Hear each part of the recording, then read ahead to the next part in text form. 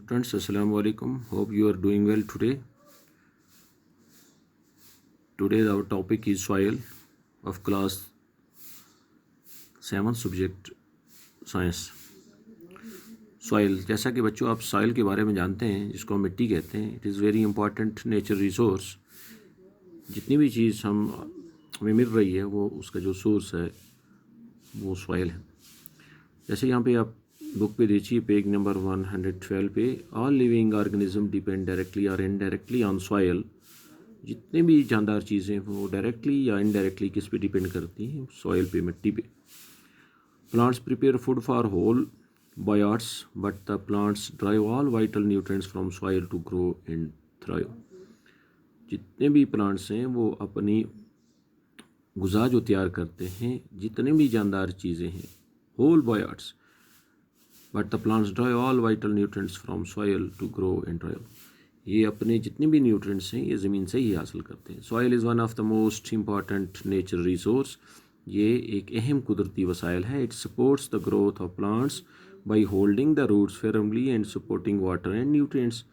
ये जो मिट्टी है ये सपोर्ट करती है जितनी भी ग्रोथ है प्लांट्स की, इसको बाई होल्डिंग द रूट्स, जड़ों को मजबूती के साथ पकड़ के, and supplying water and nutrients, और इसी मिट्टी के ज़रिए पानी पहुंचता है प्लांट में और न्यूट्रिएंट्स इसकी गुज़ा पहुंचती है. It is the home for many organism. ये जो सॉइल है बहुत से जानदार चीज़ों के लिए एक होम है, घर है.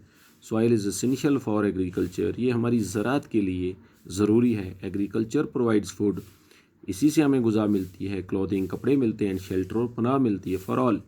Soil is the same inseparable part of our life. ये हमारी ज़िंदगी का एक अहम हिस्सा है. The earth fragrance of soil after the first rain is always refreshing. आप देखते हैं जब बारिश होती है तो बारिश के बाद मिट्टी की कितनी ही फ्रेगरेंस होती है, खुशबू आती है. Soil teeming with life. One day during the rainy season, Saba and Yasser observed an earthworm coming out of the soil. एक दिन बारिश का दिन था. सबा और यासर ने देखा एक अर्थवर्म जो है मिट्टी का कीड़ा वो बाहर निकल रहा है. Saba wondered whether there were other organisms also in the soil. वो परेशान होगी, उसने सोचा कि भाई और भी क्या ऑर्गेनिज्म है मिट्टी के अंदर. लेट्स फाइंड आउट, चलो हम देखते हैं. Collect some soil sample and observe them carefully. You can use a hand lens. आप मिट्टी ले लो और एक हैंड लेंस ले लो, उसे देखिए आप. Examine each sample carefully and fill it. आप होशियारी से देखिए और ये जो टेबल दिया गया है इसको आप फिल कीजिए. Discuss your observation with your friends. Are the soil sample collected by. जैसे यहाँ पे पहले आप टेबल देख लीजिए. ये गार्डन सॉइल है, वहाँ पे आपको प्लांट्स, ग्रास मिलेगा, एनिमल्स, आंट, चिमटी वगैरह मिलेगी. ठीक है. Soil from the road side, वहाँ पे आपको डस्ट मिलेगा, कीड़े मिलेंगे. तो ये चीज़ आप ऑब्जर्व करेंगे.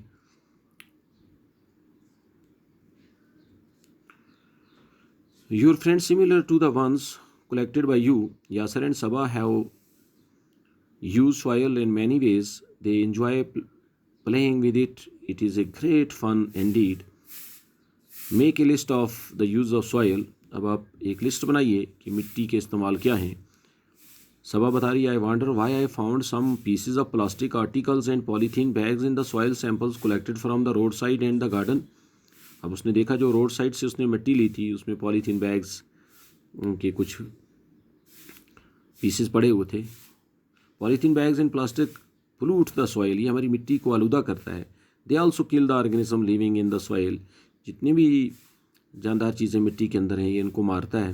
That is why there is a demand to ban the polythene bags and plastic. इसीलिए एक डिमांड है कि इनको बैन किया जाए, इनको बंद किया जाए. Other substances which pollute the soil are a number of waste products, chemicals and pesticides. और जो केमिकल्स और पेस्टिसाइड्स हैं, कीड़े मार दवाएँ जो हैं, वो भी इस मिट्टी को आलूदा करती हैं. Waste products and chemicals should be treated before they are released into the soil. मिट्टी में डालने से पहले इनको ट्रीट किया जाए. The use of pesticides should be minimised. इनको कम किया जाए. जैसे हम अपनी एग्रीकल्चर लैंड पे, प्लांट्स पे और अपने गार्डन में पेस्टिसाइड्स का ज़्यादा इस्तेमाल करते हैं, ये हार्मफुल हैं, ये कार्सिनोजनिक हैं, इनका इस्तेमाल कम से कम करना चाहिए। I want to know whether the soil from a field can be use to make toys. मैं ये जानना चाहता हूँ कि जो मिट्टी है हम अपने खेत से लेते हैं, उससे हम खिलौने बना सकते हैं। अब है soil profile. Soil is composed of distinct layers. मिट्टी जो है ये मुख्तलिफ लेयरों की बनी है। जैसे आप यहाँ पे एक देख रहे हैं गिलास है, उसमें पानी डाला हुआ है, मिट्टी है, तो नीचे जो ग्रेवल हैं, छोटे छोटे पत्थर, सैंड, रेत है, क्ले मिट्टी है, वाटर पानी ऊपर है, और ह्यूमस है। ह्यूमस है, यही फर्टाइल लैंड है, इसी पे हमारी खेती बाड़ी होती है। Soil is composed of distinct layers. Perform the following activity to find out how these layers are arranged. Take a little soil. आप छोटी सी मिट्टी ले लें. Break the clumps with your hand. उस मिट्टी को अपने हाथ से तोड़ो. To powder it. Now take a glass of tumbler. एक गिलास ले लो.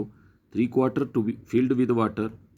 इसका 3/4 हिस्सा पानी से भर लो. And then add a handful of soil. And then add a handful of soil to it. Stir it well with a stick to dissolve the water.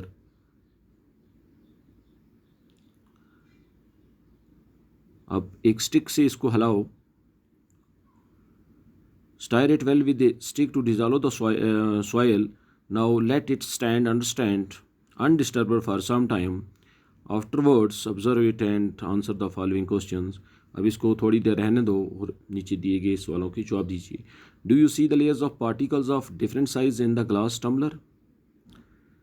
Draw a diagram showing these layers. Are there some dead rotting leaves और animal remain floating on water? अब देखते हैं वहाँ पे कुछ कीड़े मकोड़े वो पानी पे फ्लोट कर रहे हैं. The rotting dead matter in the soil is called humus. इसी को ह्यूमस कहते हैं. You probably know that the soil is formed by the breaking down of rocks by the action of wind, water and climate. This process is called weathering. हमारी मिट्टी कैसे बनी? Breaking down of rocks, चट्टानें को तोड़ के, by the action of wind, हवा के एक्शन से, पानी के एक्शन से, और जो क्लाइमेट होता है उससे. तो इस प्रोसेस को वेदरिंग कहते हैं. अब आपको कोई कहेगा कि मिट्टी कैसे बनती है? By the process of weathering. The nature of any soil depends on the rocks from which it has been formed. अब जो सॉइल का जो नेचर है वो डिपेंड करता है कि ये रॉक किस किस्म की है जहाँ से ये इसकी वेदरिंग हुई है. From which it has been formed and the type of vegetation that grows in it, और किस किस्म की वेजिटेशन इसमें ग्रो कर रही है. उम्मीद है कि बच्चों आपको सॉइल के बारे में समझ आया हुआ होगा. शुक्रिया.